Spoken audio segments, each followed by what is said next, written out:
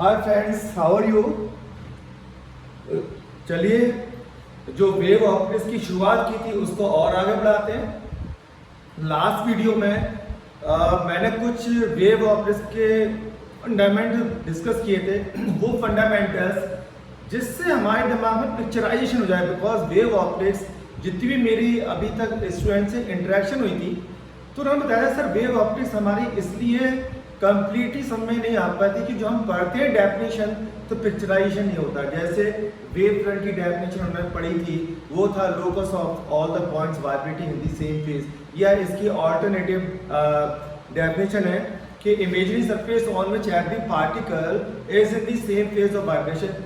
अब क्या सर इससे हमें ये नहीं पता चला क्या क्या है, तो मैंने उन सभी पॉइंट्स को कलेक्ट किया है, एक कोशिश की है कि वो पॉइंट जो प्रॉब्लम क्रिएट कर रहे हैं पिक्चराइजेशन में उनको मैं पिक्चराइजेशन करवा पाऊँ, राइट। जैसे सेम फेज में वाइब्रेट करना, अपोजिट फेज में वाइब्रेट करना, डिफरेंट फेज में वाइब्रेशन करना, ये सब क्या होता है, वेव फ्रंट मीडियम में कैसे प्रोपेगेट होते हैं, पाथ डिफरेंस और फेज डिफरेंस में क्या रिलेशन है, वगैरह वगैरह। अब इस वीडियो में हम इससे आगे चलते हैं। यानी सबसे पहले मैं पॉइंट डिस्कस करना चाहूंगा हाइगेंस प्रिंसिपल। ये क्या है प्रिंसिपल? ये सिर्फ ये बताने आया है कि वेव फ्रंट मीडियम में कैसे चलते हैं। आपको पता है कि रे ऑप्टिक्स का दावा था कि मीडियम में लाइट रेज की फॉर्म में आगे बढ़ती है, और वेव ऑप्टिक्स का क्लेम है कि मीडियम में लाइट एनर्जी वेव फ्रंट की फॉर्म में आगे बढ़ती है। तो वेव फ्रंट की फॉर्म में आगे कैसे बढ़ती है, इसके लिए जो रूल है वो है हाइगेंस प्रिंसिपल। ठीक है,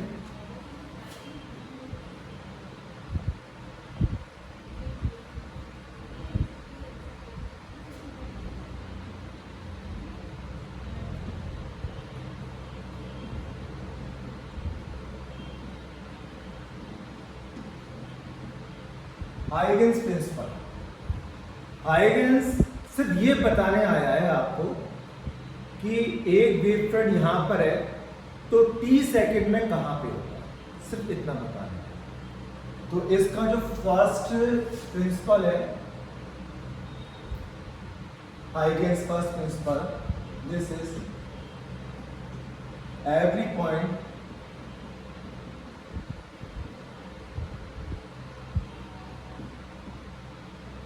ऑन प्राइमरी। प्राइमरी कहते हैं जो पहले वाला वेव फ्रंट है। हमें एक वेव फ्रंट दिया हुआ है और t सेकंड में कहां पे होगा, तो पहले वाला जो वेव फ्रंट है, गिवन वेव फ्रंट है, उसे कहते हैं primary wave front. Every point on the primary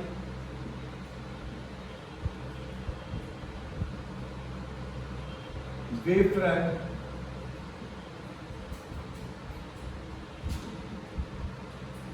acts as a fresh source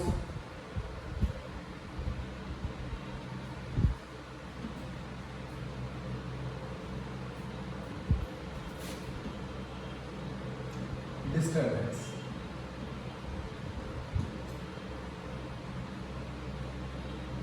source और डिस्टर्बेंस वेव के ही सोर्स को कहते हैं। Wave he source of disturbance है, बिकॉज वेव के चलने से पहले मीडियम पार्टिकल रेस्ट में थे, वेव आई और उन सबको डिस्टर्ब कर रही, वेव के जाने के बाद वो सब वाइब्रेट कर रहे हैं, डिस्टर्ब हो गए। तो ये सोर्स क्या था, डिस्टर्बेंस का वेव। तो वेव का निकनेम है सोर्स ऑफ डिस्टर्बेंस। तो every point on the primary wave front acts as a fresh source of disturbance from which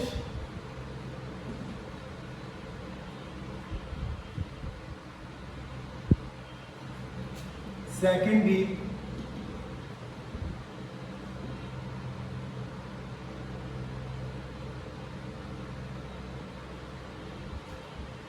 wavelets travel in all the directions with the speed of light in that medium.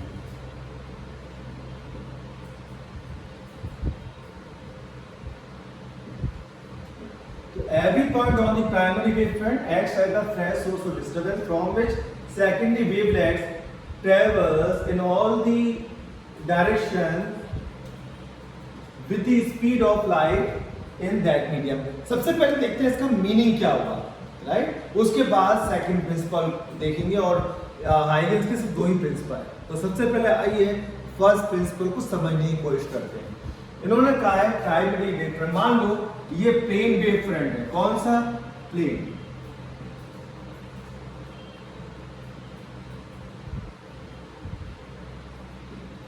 ये बिल्कुल सीधा दिखा, ये plane wavefront है। इन्होंने कहा कि every point, यानी ये भी ये जितने भी पॉइंट्स है, हर पॉइंट इनके बीच में मैंने छोड़ दिए, वो भी सारे पॉइंट्स एक सोर्स ऑफ डिस्टरबेंस है। सोर्स ऑफ डिस्टरबेंस यानी जहां से वेव स्टार्ट हो रही है। अगर इसको बहुत इजी वे में समझना चाहो तो ऐसा मान सकते हो कि हर पॉइंट पर एक लैंप रखा हुआ है, हर पॉइंट पे एक छोटा सा बल्ब रखा हुआ है। क्योंकि बल्ब क्या है? जहां से लाइट निकलती है, सोर्स है लाइट का, डिस्टरबेंस है। तो every point on the primary wavefront acts as the fresh source of disturbance, यानी मान सकते हो कि हर पॉइंट पर एक छोटा सा बल्ब रखा हुआ है। आप कहोगे सर ये कैसे पॉसिबल है? मैं ये भी आपको दिखाने की कोशिश करूंगा, बट अभी आप पहले समझ लीजिए क्या लिखा हुआ है इसमें कि every point on the primary wavefront acts as the fresh source of disturbance from which secondary wavelets travels in all the possible direction. अब अगर ये बल्ब होंगे तो इनसे क्या होगा? इनसे लाइट ऑल द डायरेक्शन में ट्रैवल करेगी, सभी से, हर सोर्स से ऑल द डायरेक्शन में लाइट ट्रैवल करेगी, सभी। ये जो लाइट है, ये है जो वेव्स निकल रही है सेकेंडरी वेवलेट्स। तो ये जो आपको दिख रहा है ये है प्लेन वेवफ्रंट, ये प्राइमरी वेवफ्रंट है। और t सेकंड के बाद मुझे इसकी पोजीशन पता करने की, ये t सेकंड में कहा। तो इन्होंने कहा है कि every point on the primary wavefront acts as the fresh source of disturbance. तो इस पे ऐसा बिहेव करेगा, मान लो इसके हर पॉइंट पे एक छोटा सा बल्ब रखा हुआ है, और बल्ब होगा तो चारों डायरेक्शन में वेव जाएगी। तो उन्हें कहते हैं secondary wavelet. Secondary wavelet travels in all the direction. कितनी स्पीड से जाएंगी? जितनी उस मीडियम में लाइट की स्पीड होती है। तो ये इसमें लिखा हुआ है, मेरे ख्याल से अभी क्लियर हो गया। लिखा क्या हुआ है? Every point on the primary wavefront acts as the fresh source of disturbance. हर पॉइंट एक सोर्स ऑफ डिस्टरबेंस है, यानी एक हर पॉइंट पे छोटा सा बल्ब रखा हुआ है। From a secondary wavelength travels in all the direction with the speed of light in that medium। अब आपको दिखाता हूँ इन्होंने ये क्या सोच के कहा कि हर पॉइंट पर एक सोर्स रखा हुआ है। Every point give like a fresh source of disturbance. उसके लिए मान लो ये एयर है, इस समय लाइट आ रही है, और ये मीडियम कौन सा है? एयर। तो एयर के मॉलिक्यूल कुछ इस टाइप से होंगे, मैं बना देता हूँ।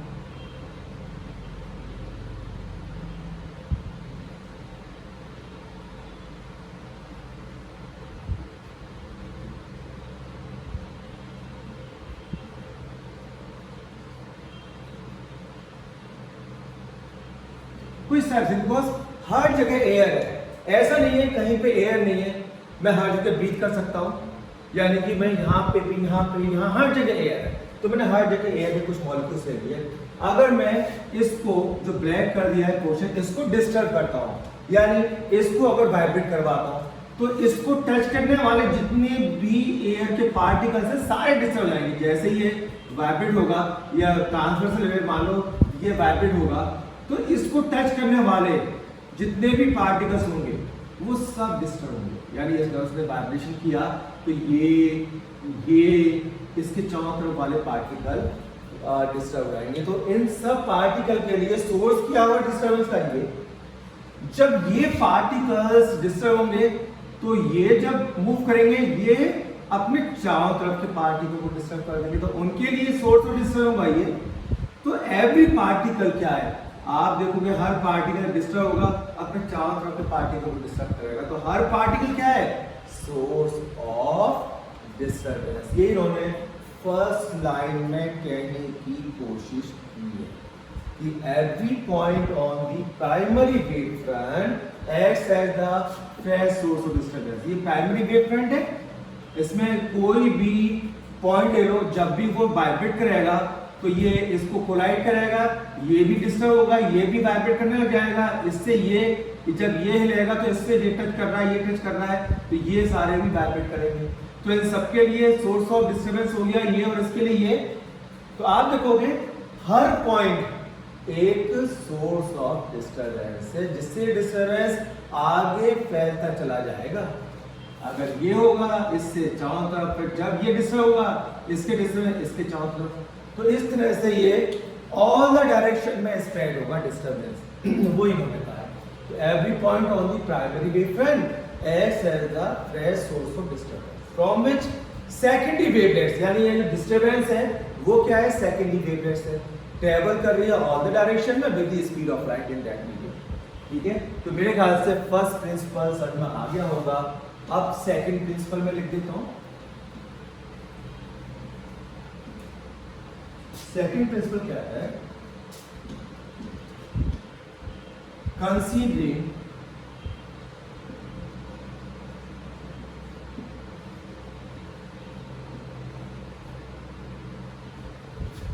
these point source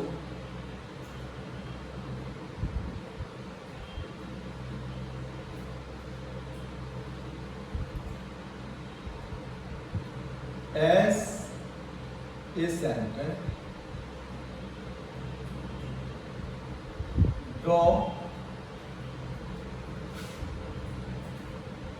a circle। Actually ये स्फीयर होता है जो आपको सबके जगह दिखाई देगा, बिकॉज पॉइंट सोर्स है तो वेव फ्रंट क्या होगा? स्फेरिकल। स्फेरिकल को ज्यादा टेक्निकल होगा।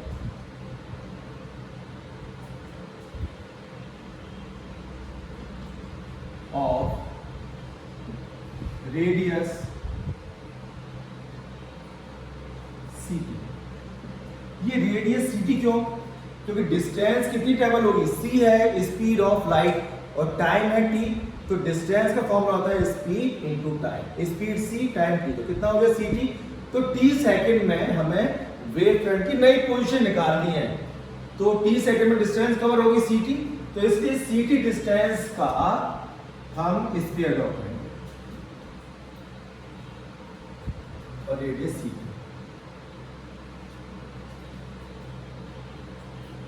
Now a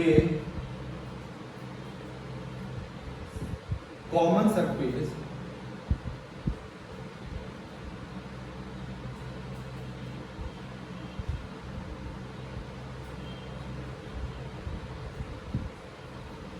which is touching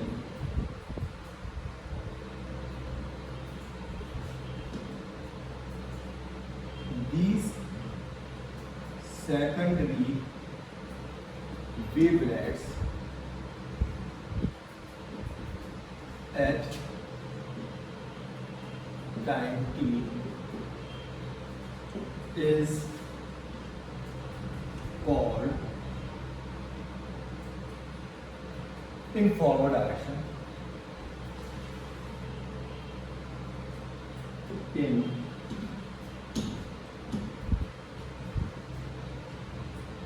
forward direction is called secondary wave front।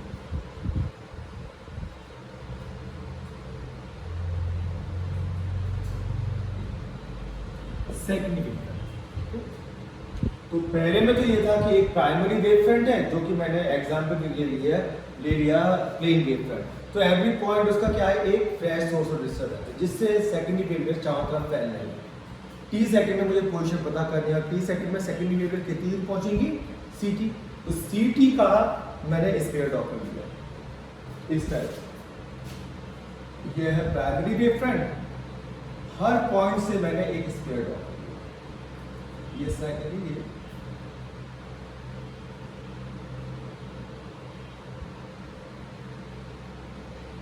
ये सेंटर, ये सेंटर, सेंटर, सेंटर, रेडियस सीटी। फिर फॉरवर्ड डायरेक्शन ये है, ये बैकवर्ड है। फॉरवर्ड डायरेक्शन में एक कॉमन सरफेस जो इन सब को टच कर रहा है, इसे कहते हैं secondary wave front. This is secondary wave.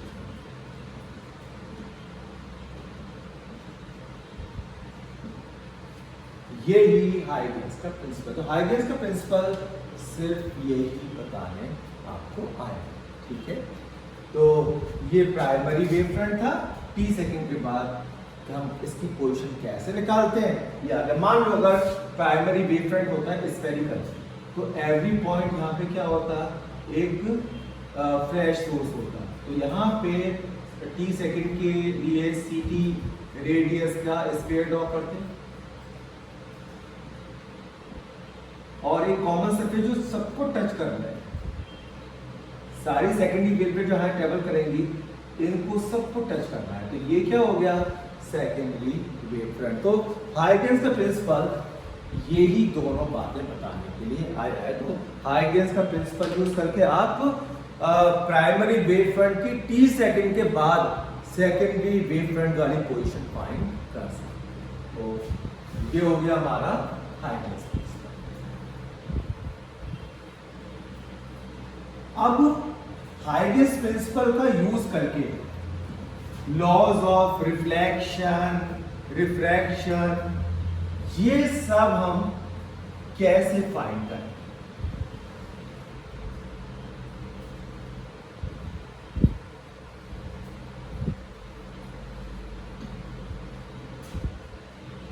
Question आ सकता है कि according to wave theory prove the laws of reflection या laws of refraction. According to wave theory, या ऐसे भी कह सकते हैं on the basis of Huygens principle prove the laws of reflection, refraction.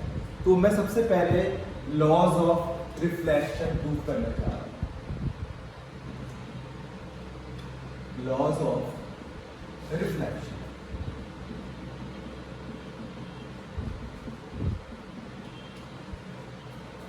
यहां पे कौन मूव करता है, मूव है, मान लो एक वेव फ्रंट, क्योंकि वेव थ्योरी का क्या क्लेम है कि मीडियम में वेव फ्रंट ट्रेवल करते हैं। तो मान लीजिए ये एक रिफ्लेक्टर है, यानी मिरर टाइप, और एक वेव फ्रंट आएगा, और वेव फ्रंट इंसिडेंट हो रहा है। इस तरह से प्लेन वेव फ्रंट आ रहा है, फॉल हुआ, तो यहां पर ये प्लेन वेव फ्रंट फॉल हुआ। कितने एंगल पर, i angle. This is incident wave front, ये वाला, दिस इज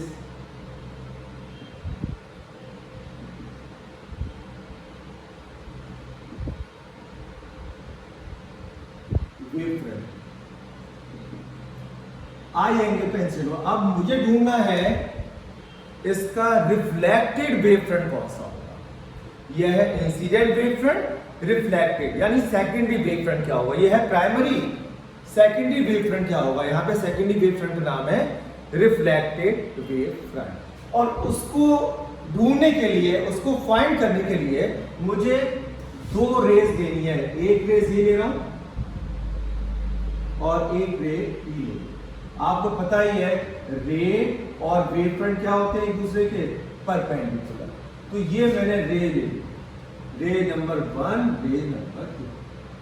देखिए ये तो फॉल हो चुकी है इस प्लेन पे, तो इसका तो रिफ्लेक्शन स्टार्ट हो गया। इसका रिफ्लेक्शन कुछ टाइम के बाद होगा। मान लो ये फर्स्ट वाली रे ये टी सेकंड के बाद यहां पर फॉल है, आफ्टर टी सेकंड। तो कितनी डिस्टेंस ट्रैवल की इसने, ct। डिस्टेंस का फॉर्मूला क्या होता है, डिस्टेंस स्पीड इनटू टाइम। तो टी सेकंड इसने यहां से आकर लिया, टी सेकंड में डिस्टेंस कवर हुई ct। उतने टाइम में ये वाली यहां पे शांत तो नहीं बैठेगी, ये भी रिफ्लेक्ट होकर चल देगी। तो टी सेकंड में कितनी दूर पहुंच जाएगी, ct। तो ct का यहां सेंटर मानकर एक ct का आर्क लगा, फिर इस पॉइंट से इस पे टेंजेंट ड्रॉ कर दो। तो जो आप टेंजेंट ड्रॉ करोगे, ये टेंजेंट ही रिफ्लेक्टेड वेव फ्रंट है या सेकेंडरी वेव फ्रंट, जो भी कहना चाहो।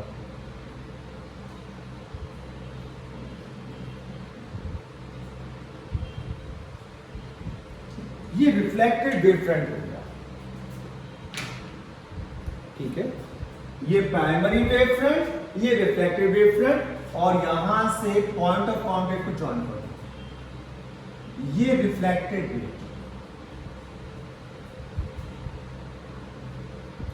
ये रे है ये वाली, और ये है रिफ्लेक्टेड वेव फ्रंट। तो कितने एंगल पे हो रहा है? ये आर एंगल पे, लेट्स से, ठीक है। यहां से यहां तक की डिस्टेंस क्या है? सी टी, क्योंकि टी सेकंड में मैंने डिस्टेंस लिखी है, तो टी सेकंड में जितनी लाइट दूर चली गई होगी, distance speed in time C into T. अब मुझे ये लॉज प्रूव करना है रिफ्लेक्शन के, ठीक है। तो रिफ्लेक्शन के लॉ क्या है? रिफ्लेक्शन के लॉज हैं कि angle of incidence that is I, angle of refraction equal होते हैं, आई और आर इक्वल होंगे, and incident wave front, reflected wave front और इंटरफेस तीनों एक ही प्लेन में होते हैं, इसीलिए उनके परपेंडिकुलर भी सेम प्लेन में होंगे। तो incident ray, normal at the point of incident and reflected ray, तीनों एक ही प्लेन में लाई करते हैं। तो दूसरा वाला पॉइंट में जैसे डिटेक्ट है, पहले मुझे प्रूव करना है, तो पहला मैं ले लेता हूं ट्रायंगल। देखो ये पॉइंट ए ले लो, B C D, in triangle A B C and triangle A D C. A C common है, बेस है, AC is common,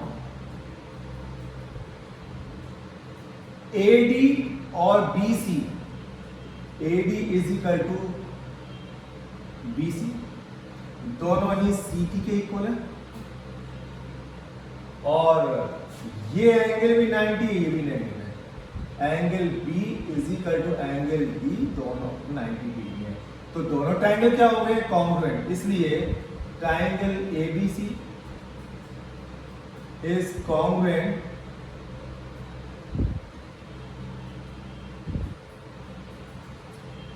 ADC, इसलिए angle I is equal to angle R। जब दो triangle congruent triangle equal angle है, equal triangle है दोनों, तीनों की दोनों ट्राइंगल की तीनों साइड और तीनों एंगल इक्वल होते हैं, तो उस बेसिस पे कहा है कि I और R इक्वल होगा। तो पहला तो लॉ प्रूव हो गया। दूसरे लॉ में आपको सिर्फ लिखना है कि incident wave front, reflected wave front और इंटरफेस, इंटरफेस कहते हैं रिफ्लेक्टर को, जहां से लाइट रिफ्लेक्ट होती है, तीनों एक ही प्लेन में लाई करते हैं, ठीक है। तो ये हो गया हमारा लॉज ऑफ रिफ्लेक्शन। इसमें जो भी हो रहा है वो लिख देना, जैसे ये जो हो रहा है मैं यहाँ पे लिख देता हूँ आपको, late AB is incident wave front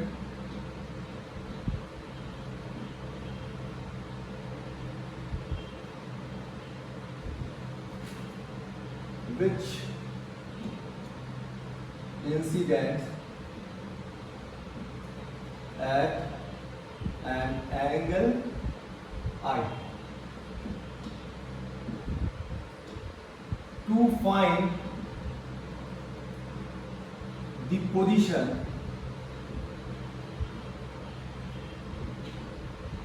of reflecting wave front,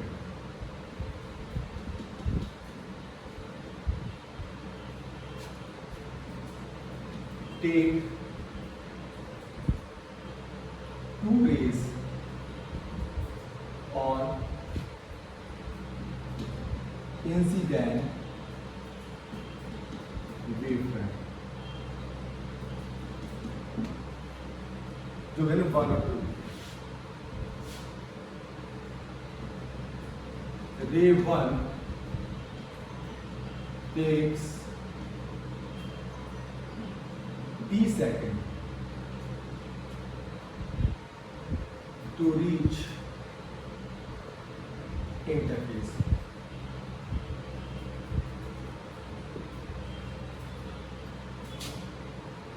In that time, ray 2 covers CT distance.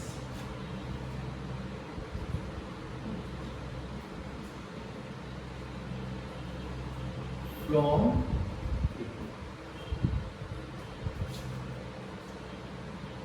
so conceiving A as center, draw an arc of radius C2. Draw tangent CD from D, from C.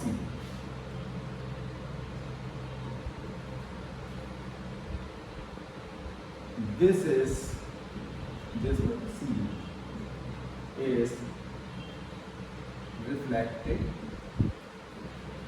Wave front. तो raise और wave front perpendicular होते हैं। ये है रे जो कि radius है और ये है टेंजेंट। टेंजेंट और रेडियस क्या होते हैं? परपेंडिकुलर। तो ये क्या हो गया?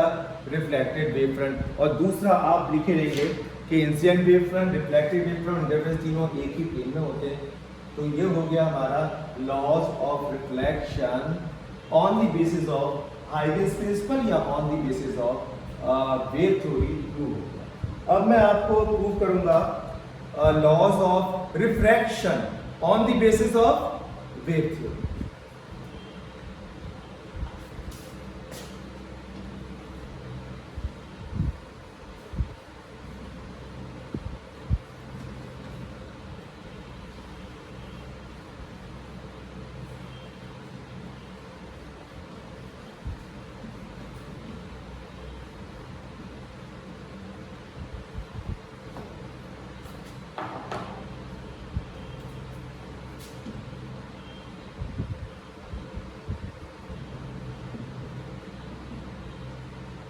लॉज ऑफ अब रिफ्रैक्शन कर रहे हैं। तो अब ये इंटरफेरेंस है, ट्रांसपेरेंट एंड जिसमें लाइट आर पार जा सकती है। इसके ऊपर कोई दूसरा मीडियम है और नीचे दूसरा मीडियम है। ऊपर वाले में लाइट की स्पीड c1, नीचे वाले में c2 है। और अगेन ऐसे प्लेन वेव फ्रंट आ रहा है और आई एंगल पर इंसिडेंट हो गया। ठीक है, ये प्लेन फ्रंट जैसे पहले आ रहा था, ये आया और आई एंगल पर इंसिडेंट हो गया। मान लो ये है ए बी। अब आपको ढूंढना क्या है? रिफ्रैक्टेड वेव फ्रंट, वही सेकेंडरी वेव फ्रंट होगा। तो प्राइमरी वेव फ्रंट ये ना t सेकंड के बाद रिफ्रैक्टेड वेव फ्रंट यानी सेकेंडरी वेव फ्रंट कहाँ होगा। और उसके लिए हमने ये दो रेज पहले ली थी, ऐसी टू रेज ली थी, ये परपेंडिकुलर और ये वाली रे तो दूसरे मीडियम में एंटर कर गई। दूसरे मीडियम में लाइट की स्पीड c2 है, पहले में c1 है। इसको टाइम रहेगा कितना? t। इसको यहां तक पहुंचने में टाइम लगा t सेकंड। इसने कितनी डिस्टेंस ट्रेवल की यहां से यहां तक? c1t। Distance speed time speed में स्पीड थी c1, तो डिस्टेंस ट्रेवल की c1t। उतने टाइम में ये कितनी डिस्टेंस ट्रेवल करेगी? c2t, क्योंकि इस मीडियम में एंटर हो चुकी है। c2t डिस्टेंस ट्रेवल करेगी। इसको सेंटर मानकर c2 की डिस्टेंस का 8 लगा दो और यहां से टेंजेंट ड्रॉ कर दो। पॉइंट ऑफ कांटेक्ट जो आया उसको ज्वाइन कर दो। तो ये है रिफ्रैक्टेड रे, ये वाला, और ये है रिफ्रैक्टेड वेव फ्रंट।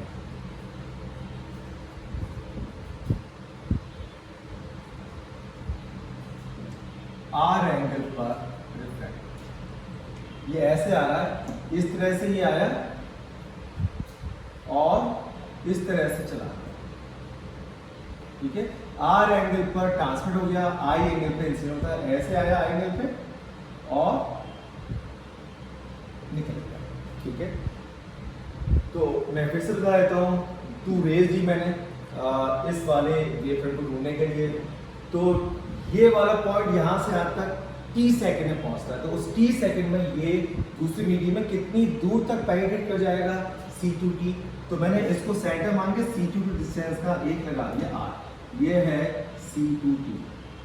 और यहाँ से टेंजेंट लो कर ली, ये टेंजेंट ही क्या है, रिफ्रैक्टेड वेवफ्रंट, क्योंकि रेडियस रे है और टेंजेंट क्या होगा, वेवफ्रंट, दोनों म्यूचुअली परपेंडिकुलर होते हैं।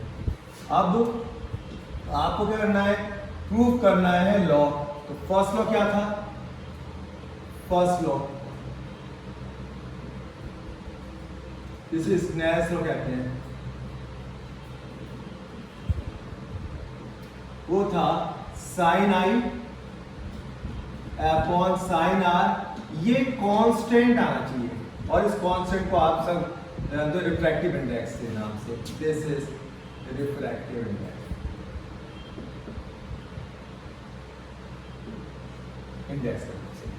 Sign I upon sine are is equal to constant that is mu. अब मुझे प्रूव करना पड़ेगा कि साइन आई अपॉन साइन आर मैं जब डेराइव करूंगा तो क्या कांस्टेंट आता है या नहीं आता। अगर आता है तो ये लॉ प्रूव हो गया, नहीं तो नहीं। साइन आई साइन थीटा होता है परपेंडिकुलर अपॉन हाइपोटेन्यूज, तो ये है परपेंडिकुलर और 90 डिग्री सामने वाला ये हाइपोटेन्यूज। तो कुछ नाम दे दे इसमें, this is point A, this is B, ये वाला सी ले लो, ये वाला डी ले लो, ठीक है। तो साइन आई क्या होगा, perpendicular that is C1t upon hypotenuse AB। Sine R इस ट्रायंगल में परपेंडिकुलर अपॉन हाइपोटेन्यूज 90 डिग्री के सामने वाली साइड हाइपोटेन्यूज होती है, तो C2t अपॉन AB। आप यहां पे वैल्यू पुट कर दो, साइन आई अपॉन साइन आर, तो साइन आई क्या है, C1t upon AB into AB upon C2t। मैंने इसको उल्टा किया बिकॉज साइन आर नीचे लिखा है, इसी पर देखते हैं। AB से AB गया, T से T गया, तो ये आया C1 upon C2. C1 is constant, C2 is also constant because C1 is the speed of light in that medium, which is constant. C2 is the speed of light in that medium, this is also constant. And constant divided by another constant is always a constant. तो ये आ गया एक constant. और इसको हम refractive index के नाम से याद करते हैं। रिफ्रैक्टिव इंडेक्स के फॉर्म में भी किए हैं रे ऑफ दिस में, एक formula C1 upon C2 lambda 1 और लैम्डा 2 उस टाइप से देखा था, वो यही बात है। तो फर्स्ट लॉ प्रूव हो गया, साइन आई अपॉन साइन आर कांस्टेंट आ गया, ठीक है। तो साइन आई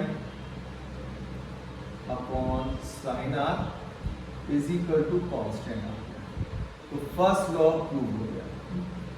सेकंड लॉ में सिर्फ आपको स्टेटमेंट लिखना है, incident wave front, refracted wave front end the interface तीनों एक ही प्लेन में होते हैं, इसलिए उनके परपेंडिकुलर भी एक प्लेन में होंगे। परपेंडिकुलर मतलब rays, incident ray, refracted ray and normal at the point of incident, तीनों एक ही प्लेन में होते हैं। सेकंड लॉ प्रूव हो गया, फर्स्ट लॉ प्रूव हो गया। इसको ऐसे ही लिखते हैं जो मैं अभी आपको लिखा था कि AC is incident wave front which incident at the angle I। To find the refracted wavefront, take two rays, ray number 1, ray number 2. Second ray will take t second in reaching the point B. In that time, ray number 1 penetrates C2 distance. So take A as the center and C2t as the radius dot R. From B draw the tangent to this arc, and this tangent is reflected wave, ठीक है। ये set से आप कर दो, फिर ये पूरा कर दो, तो लॉ प्रूव है। तो ये था laws of reflection and refraction prove करना। ये दोनों आर्टिकल बहुत बहुत इंपॉर्टेंट है बोर्ड के पॉइंट ऑफ व्यू से। अब मैं एक तो पॉइंट और बताऊंगा, बहुत ही फंडामेंटल पॉइंट बताना चाहूंगा आपको। ये मेन पॉइंट तो इसमें खत्म हो गया।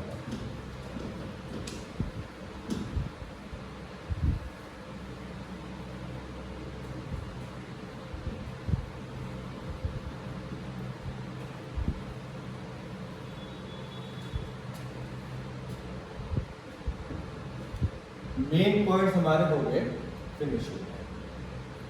अब आता है बहुत सारी बातें जो आपने नोटिस की होगी कि कन्वेक्स लेंस कन्वर्जिंग होता है, क्यों होता है, कनकेव लेंस डाइवर्जिंग लेंस होता है, क्यों होता है, ये भी आप प्रूव कर सकते हो। यानी any wide to wide question can be prove on the basis of wave theory. मैं आपको दिखाऊंगा। इवन अगर एक क्वेश्चन आया था बोर्ड में, सीबीएसई बोर्ड में, एक प्लेन वेव फ्रंट अगर पास होगा कन्वेक्स लेंस से तो रिफ्रैक्टेड वेव फ्रंट की शेप क्या होगी, एंड द वाइस वर्सा। पहले मैं डिस्कस कर लेता हूं आपसे। मान लीजिए दिस इज कन्वेक्स लेंस, ये फोकस है, फोकस से चलने वाली सारी रेज आफ्टर रिफ्लेक्शन क्या होती है, parallel to the principal axis. Point source है, पॉइंट सोर्स है तो वेव फ्रंट कैसा होगा, स्फेरिकल। तो ये स्फेरिकल वेव फ्रंट, राइट। और यहां पे रेज के परपेंडिकुलर, ये कौन सा वेव फ्रंट है, प्लेन। तो देखो आप, ये कौन सा था वेव फ्रंट, स्फेरिकल, और ये कौन से हो गए, प्लेन। तो spherical wave front after refraction plane हो जाता है। अब मैं आपको दिखाऊंगा प्लेन वेव फ्रंट स्फेरिकल हो जाता है। मान लीजिए ये अगेन कन्वेक्स लेंस, ये प्लेन वेव फ्रंट अप्रोच कर रहा है।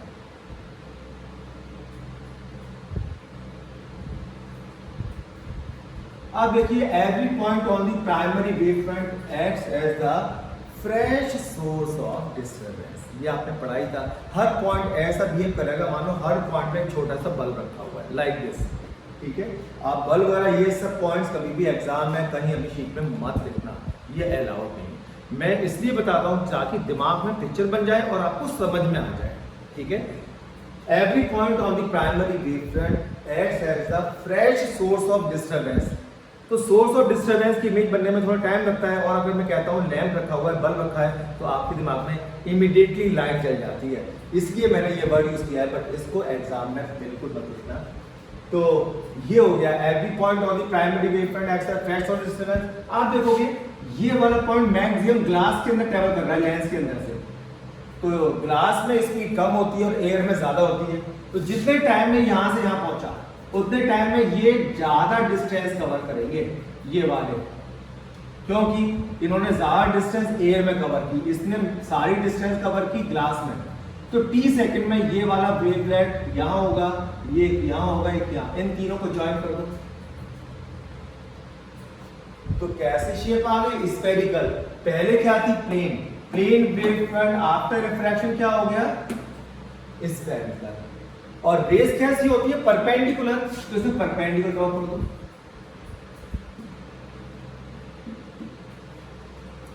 आप इसको ऐसे भी कह सकते हो, आप रेस की फॉर्म में, ये पैरेलल रेस अगर आएंगी तो कहां हो जाती है, मीट करती है फोकस पे।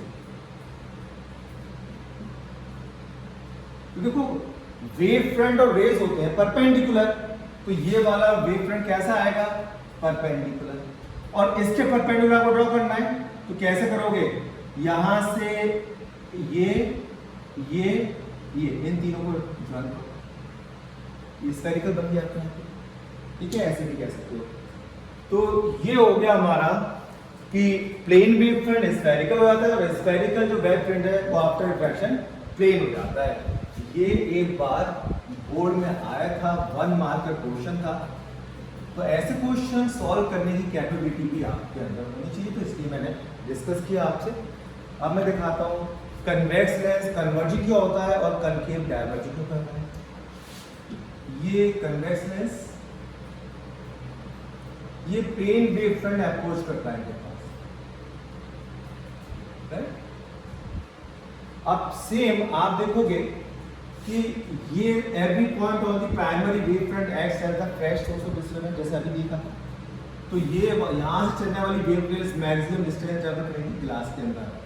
जितने टाइम में यहाँ से यहाँ पहुँचे उतने टाइम में ये थोड़ी ज़्यादा डिस्टेंस कवर करेंगी, बिकॉज ये मैक्सिमम डिस्टेंस एयर में कवर कर रही है।